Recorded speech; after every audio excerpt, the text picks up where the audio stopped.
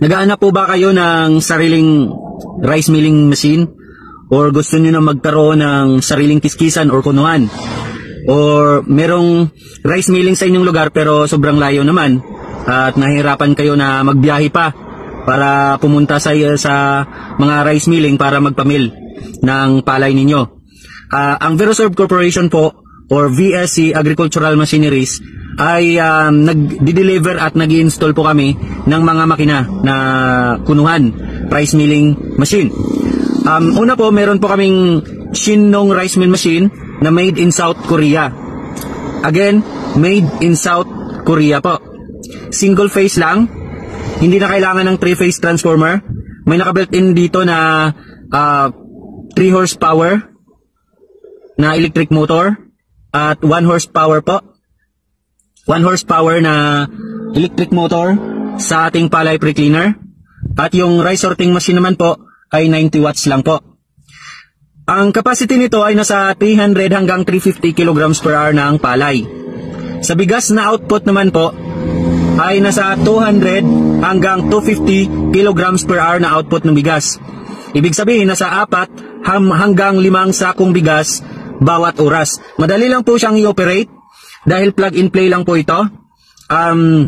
Hindi po kayo mahirapan mag-operate dahil madali lang siyang i-operate, di kuryente. Actually, tipid po siya sa kuryente dahil single phase lang. Siguraduhin lang po natin na hindi po bumababa sa 220 volts ang supply ng inyong kuryente. Dapat po nasa 220 volts. Kapag bumababa po sa 220 volts ang supply ng inyong kuryente, kailangan mo na po ng at least 10 kVA na transformer. Pero kung normal lang po yung kuryente ninyo, hindi naman po bumababa sa 220 volts, no need na po ang transformer. Kailangan nyo lang po magpakabit ng 60 ampere switch breaker, size 10 or size 8 na wirings, at dalawang heavy duty na outlet, universal outlet, saksakan po.